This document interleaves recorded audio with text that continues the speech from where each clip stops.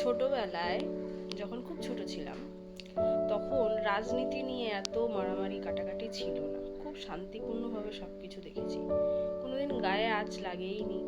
ছোটবেলায় স্কুল যেতাম, 4টে পর্যন্ত স্কুল হতো, তার আগে কোনো ঝামেলা না ঝাঁটি না।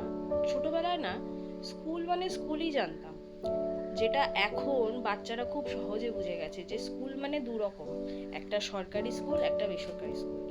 এখন বাচ্চাদের জিজ্ঞাসা করলেই যে কোন স্কুলে তুমি পড়ো, সেটা জিজ্ঞাসা করলেই তারা আগেই বলে ইংলিশ মিডিয়ামে পড়ি, প্রাইভেট স্কুলে পড়ি, আমি সরকারি স্কুলে পড়ি না। এখনকার অনেক বাচ্চারা এই কথাটাই বলে, কিন্তু আমরা কোনোদিন ছোটবেলায় এই জিনিসটা জানতামই না যে প্রাইভেট স্কুল বলে কোনো স্কুলও হয়।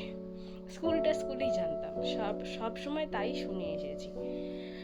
রং, ধর্ম, সমস্ত কিছুর সাথে আমাদের স্কুলটাও যেন ভাগাভাগি হয়ে গেছে, সব কিছু ভাগ হয়ে গেছে। এখন যুগ তো পাল্টেছেই, যুগ তো অনেক উন্নতি করেছে, এটা জানি, কিন্তু ছোটবেলার সাথে সাথে এই সমস্ত জিনিসগুলো হারিয়ে গেছে।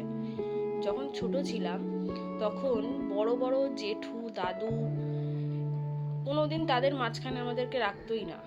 এটা সবসময় বলতো যে বাচ্চারা বড়দের মাঝখানে কি করছে, বাচ্চাদের উচিতই না বড়দের মাঝখানে থাকা, তুমি তোমার ঘরে যাও, তুমি তোমার জায়গায় যাও, বাচ্চারা এখানে কিছু কাজ নেই এদের।